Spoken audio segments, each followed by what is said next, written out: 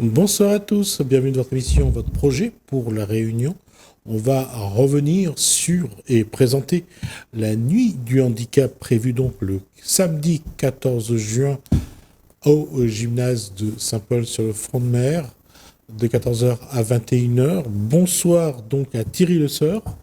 Bonsoir. Et bonsoir à son fils Thomas Le Seur. Bonsoir. Et rien qui a changé dans ce que j'ai dit, c'est toujours le samedi 14 juin au complexe sportif de Saint-Paul. De Saint-Paul sur le front de mer. Exactement, à côté du terrain de tennis et de la bibliothèque. Voilà, il y a ça. Et le programme a été affiné, bien sûr. Oui. Il est officialisé, le programme. Donc, on pourra le représenter si tu veux. Et tout est à peu près OK. Tout est à peu près calé. Et vous, Thierry, vous voulez commencer par d'abord un message. Oui. Allez-y. Tout à fait. Alors, j'ai voulu écrire pour que les choses soient correctement expliquées. Et surtout, c'est un courrier avant tout de remerciement. Voilà. Je souhaite aujourd'hui prendre quelques instants pour exprimer de la part de l'équipe donc à l'origine du projet, c'est-à-dire Son, Yvan et moi-même, toute notre gratitude et notre reconnaissance envers les 33 associations et partenaires qui se sont engagés pour faire de la nuit du handicap à Saint-Paul un moment inoubliable. Le 14 juin prochain, nous allons vivre une soirée unique placée sous le signe de l'inclusion, de la fête et de la convivialité. Cette nuit du handicap n'aurait pas pu voir le jour sans l'engagement, l'enthousiasme et la créativité de tous ceux qui ont cru et ont contribué à sa préparation. Chacune de ces associations, chacun de ses partenaires a apporté ses compétences, ses idées et son énergie pour imaginer une soirée à l'image de nos valeurs, ouverte, chaleureuse et accessible à tous. Derrière les coulisses, ce sont des heures de réunion, des échanges passionnés, des petits ajustements de dernière minute et surtout de belles rencontres qui nous ont confortés et aidés dans la réalisation de ce projet. Ces rencontres témoignent de l'esprit de solidarité et de partage qui anime chacun d'entre nous dans cette aventure. Grâce à vous tous, nous avons pu imaginer un programme riche et varié, mêlant musique, animation, démonstrations sportives et espaces d'échange. Je vous donne un petit aperçu du programme. La journée, avant tout, est ouverte à tous, petits, grands, seuls, en famille, entre amis, à pied ou en fauteuil. À travers cette journée de sensibilisation, nous voulons faire vivre des expériences uniques, animées par des personnes en situation de handicap elles-mêmes, et ce sont elles qui vont vous accueillir et qui partageront avec eux et avec vous leurs talents et leurs passions, que ce soit dans le sport, l'art ou le jeu. Ces ateliers ne sont pas de simples démonstrations, ce sont de véritables rencontres où chacun pourra apprendre, comprendre et s'enrichir. Une occasion unique de changer de regard et de découvrir que la différence est avant tout une force. Au niveau du timing, au niveau des horaires, 14h, 17h30, on vous invite à faire du sport, du biathlon, du tennis, basket, ping-pong, spikeball, boccia, goalball, rugby, handball, judo, sarbacane, sport d'opposition, tai chi. Bientôt, tous ces sports n'auront plus de secret pour vous.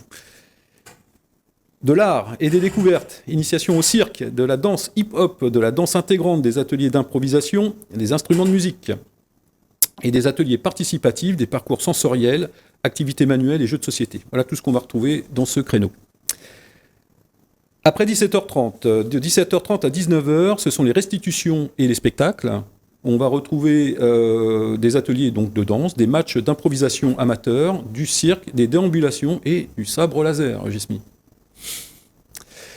Ensuite, de 19h à 21h, donc la fin du programme, on se retrouve autour d'un groupe de musique en acoustique où on organise un petit bal La Poussière, où on va pouvoir faire un peu de snacking et où la buvette sera ouverte et disponible. Voilà pour le programme.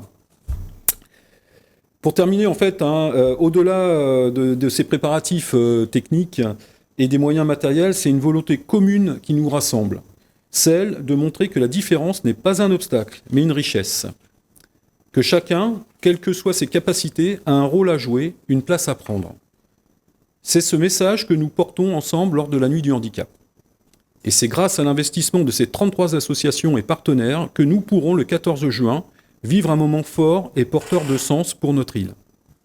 Je veux donc remercier dès aujourd'hui toutes celles et ceux qui ont permis à cet événement de se concrétiser. Merci pour votre engagement, votre générosité et votre confiance. Merci à toi aussi, Gismi. Tiens, tu t'y attendais pas. Merci à toi pour le temps que tu nous as donné pour parler aussi du handicap et de partager notre expérience sur ton plateau. Un grand merci. Alors, je vais juste rajouter à ce remerciement les techniciens, bien sûr, François Lalaine, remercier Thierry Arraille, Télécréole, pour le travail qu'ils font pour permettre cette communication. Mais, avec grand plaisir. Nous sommes certains que cette nuit du handicap sera un beau succès, un moment de fête, de rire et de rencontre qui restera gravé dans nos mémoires. Merci à tous et rendez-vous le 14 juin pour partager ensemble cette belle aventure. Voilà. Merci. J'allais dire que, alors, belle aventure, c'est une première. C'est une première. Et c'est drôle, je dis toujours que dans la mise en place d'un événement, les gens pensent tous que l'événement est le plus important. Mais quand on regarde tout le travail que vous avez fait, toutes ces relations que vous avez déclenchées, c'est sans doute ça, la plus belle réussite. Complètement d'accord. Ouais. On a rencontré effectivement des associations et des gens qui les composent, extraordinaires, en disant les choses simplement, avec qui on partage effectivement ce même besoin de parler, de s'exprimer. Alors, autour d'un sujet. On va mettre en avant ces associations. On va les voir là, la nuit du handicap. C'est à l'écran. On voit les associations qui ont pris part à cet événement. Donc, c'est pour dire que on réussit ensemble. Ah mais tout à fait, c'est ensemble qu'on réussit, bien sûr, bien sûr. C'est pas tout seul. Et quand on voit toutes ces associations qui ont pris part à l'événement, je crois que on a toujours besoin à chaque fois de se donner un coup de pied quelque part pour comprendre que on a besoin de l'autre, on a besoin des autres. Il faut faire la démarche, il faut aller vers l'autre. Oui, tu résumes un petit peu l'esprit qui nous a animés, nous. Comme je l'ai expliqué et dit à chacun, on n'est pas les patrons dans cette organisation. On est juste là pour faire en sorte que cette journée se passe le mieux possible avec tous ces intervenants là qu'on a pu voir. C'est un petit challenge, c'est vrai que c'est pas simple, c'est pas mon métier, c'est simplement aujourd'hui la volonté d'une petite équipe de faire quelque chose. Voilà. Thomas, vous arrivez au moment où on arrive au bout de la préparation, de la mise en place. Vous êtes le fils de Son et de Thierry, votre petit frère Gabriel à cet handicap. Comment à votre âge, vous êtes en quelle classe Là, actuellement, je suis en bac plus 3. D'accord. Comment vous avez vécu tout ce qui a été mis en place par Thierry, par Son, par vos parents, par vous aussi d'ailleurs? Comment vous avez participé à vivre avec quelqu'un, comme a dit tout à l'heure, de différent finalement? Moi, je trouve déjà que le projet porté par mes parents est très admirable parce que ils font un effort pour. Moi, ça me touche directement parce que c'est mon petit frère. Donc, je trouve que faire cet effort d'inclusion en société et de porter ce genre de projet, c'est quelque chose que je suis très fier, on va dire, de mes parents qui prennent une telle initiative. Et voilà, là maintenant que je faisais mes études en métropole, donc. Je suis rentré et j'espère pouvoir les aider un maximum à concrétiser ce projet qui va maintenant se dérouler dans moins d'un mois.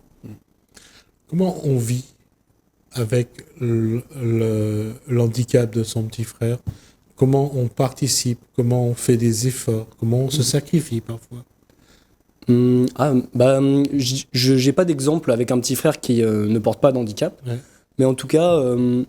je l'aime, bien évidemment, comme tout membre de ma famille, mais j'ai envie de dire qu'il y a quelque chose peut-être d'un peu plus touchant avec lui, qui fait que j'ai envie d'être avec lui plus souvent, pas juste de lui donner la manette et d'aller sur la PS4 pour aller jouer, mais peut-être d'essayer de faire l'effort avec lui, d'aller jouer au foot dans le jardin plus régulièrement, afin qu'il s'améliore dans la gestion de ses mouvements, tout À ça. quel moment Thomas, en regardant son frère, se dit quand même, il me bouscule dans mes émotions, il me bouscule dans ma façon de voir les choses, il me bouscule dans ma façon d'être, parce que dans sa façon à lui, il a ce petit côté qui fait qu'on se remet en cause. Ouais. Ah bah bien sûr, ça c'est... Moi il y a quelque chose que j'adore chez lui, c'est que il fait... On va dire, il prend pas trop en compte tous les jugements et tout que nous on peut voir dans la société aujourd'hui. On se limite beaucoup de nous-mêmes parce que on a peur d'être jugé par autrui. Et en fait lui il a pas cette barrière et il agit vraiment comme bon lui semble et ça fait qu'en fait tous les jours il a le sourire et ça partage des choses positives. J'allais dire, c'est une posture qui est très manichéenne. C'est soit noir, soit blanc pour lui. Ah, complètement. Hein. Ouais, tout à fait. C'est pas...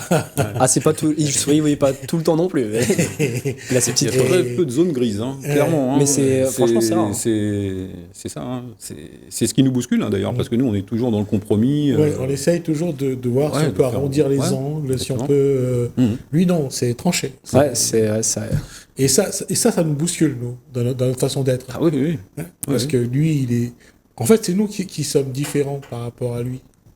Oui, on peut le voir comme ça. Ouais. Par exemple, on peut voir comme ça, c'est vrai. Par rapport à lui, on est différents. Il a une vision du monde différente. Non. Non, moi je pense que c'est presque nous qui. Et c'est ça. Et c'est là, voilà. Et c'est là où je veux en venir, c'est que on est différents. Mais quelle posture va s'imposer à l'autre? Lui, sa posture s'impose à nous de manière naturelle. Oui. C'est pour ça que je dis que c'est nous qui sommes différents. Ouais, effectivement. Vu comme ça, oui, en effet. Et je veux dire, ce 14 juin, c'est l'occasion de passer un message, de montrer que la personne porteur de handicap, en fait, il nous met dans une posture vraiment particulière, parce que c'est nous qui devons faire l'effort d'aller vers. Oui, ça. Alors, en tout cas, ce qu'on n'a pas voulu ce jour-là, c'est effectivement qu'on soit dans la démonstration. Voilà, c'est pas parce que j'ai un fils, je prends un exemple, handicapé qui sait jouer de la batterie, que ce jour-là, je vais le faire jouer de la batterie devant un public. Oui. Non, là, on recherche, et ce qu'il fait... Pourquoi pas, après tout, hein, ça peut être une très belle initiative, etc. Mais ce jour-là, à la limite... Cette personne qui joue de la batterie va m'apprendre à jouer à moi de la batterie avec ses particularités liées à son handicap. Comment je peux jouer de la batterie alors que je suis porteur de handicap. C'est ça qui nous a intéressés. C'est vraiment cette interaction. Et j'espère que le public, puisque c'est une journée qui sera ouverte à tous, bien sûr, en ressortira avec quelque chose. Modestement, mais avec quelque chose. Voilà, on ne changera pas tout, mais... Je dis ça parce que je me rappelle lorsqu'on était chez François Thibert et qu'il avait trouvé le panier de basket et qu'il n'arrêtait pas d'envoyer le ballon.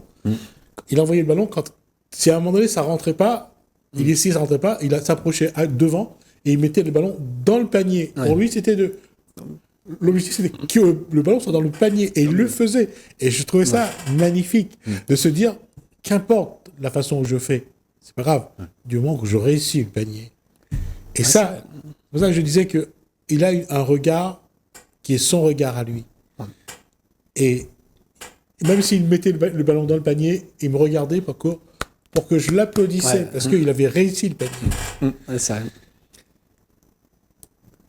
Façon simple de faire les choses, peut-être qu'il faudrait s'en inspirer aussi, peut-être nous-mêmes dans notre quotidien. Voilà, peut-être. La simplicité. Peut-être. Ouais. Alors, dans ce cas, j'allais dire, quand on voit les différents handicaps que peuvent avoir les personnes qui vont venir, il y a une gestion à mettre en place qui n'est pas simple. Non, clairement. Et il faut que, j'allais dire, vraiment coordonner, il faut que ça ça coule de source quelque part. Il faut que la journée se passe. Oui, alors, nous, Sun, Yvan et moi, voilà, nous, on coordonne. Les associations présentes connaissent un petit peu leur partie et c'est elles qui organisent leur propre stand. Donc, moi, je n'ai pas la connaissance sur tout. Donc, c'est aussi l'idée, c'est que chaque association, et on a clairement dit les choses, simplement, faites ce que vous savez faire au quotidien. Et là aussi, c'est une question, j'allais dire, la posture, c'est, on dit qu'ils ont des handicaps, des handicaps. J'ai l'impression que parfois, c'est nous qui avons ces handicaps. C'est pas eux. C'est que ces handicaps-là nous handicapent, nous. Oui, ils nous empêchent de faire, nous empêchent de dire, nous empêchent de beaucoup de choses, c'est sûr. Rajouter quelque chose. Moi, Gabriel, aujourd'hui, je parle beaucoup de mon petit frère parce que du coup, c'est mon quotidien. C'est un peu une source d'inspiration pour moi de sa manière de voir les choses. Il a traversé des choses assez compliquées, il a fait pas mal d'hôpital, tout ça. Et en fait, malgré ça, il arrivait à garder le sourire. Et c'est vrai que, du sens où tu parles que c'est nous qui avons un handicap, on a peut-être cet handicap-là de voir les choses toujours, quand ça se passe mal, on voit toujours les choses mal. Alors que Gabriel, lui, il n'a pas cette vision-là.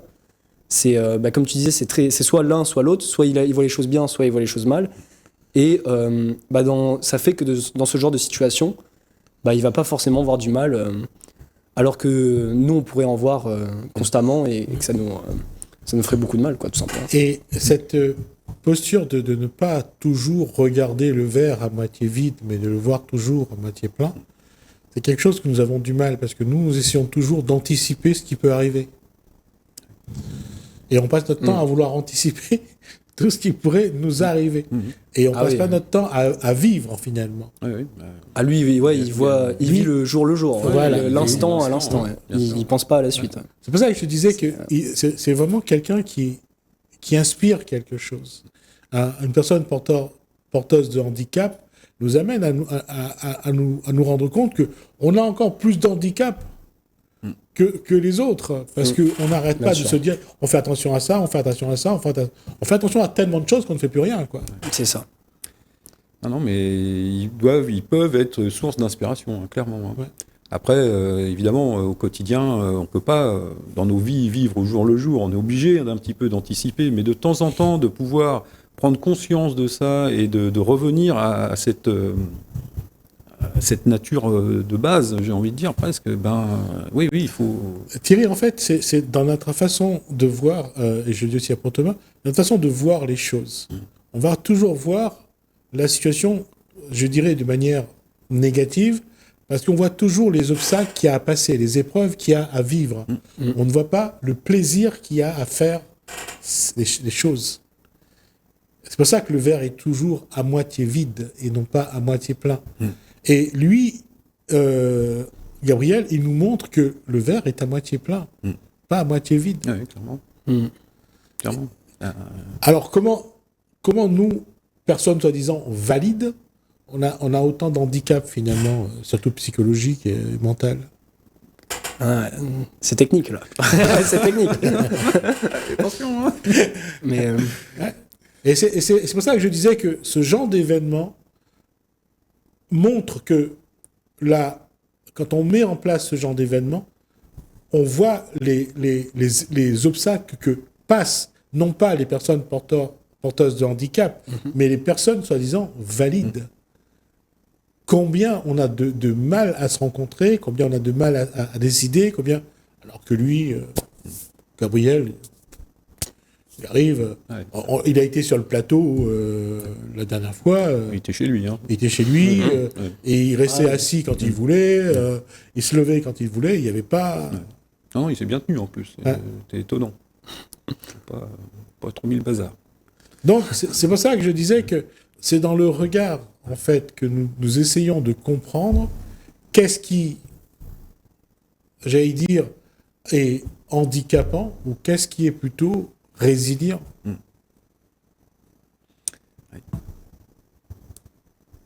C'est toute la question. Alors, on va rappeler... Bah là, la journée de la nuit du handicap. La journée de la nuit. Enfin, c'est vrai que ça l'événement, s'appelle la nuit, pardon, mais c'est la ça journée. sera la journée. Ça commence la Mais, journée, c'est vrai. ça permet un petit peu également de voir un petit peu cet écart qu'il y a entre la vision des personnes handicapées.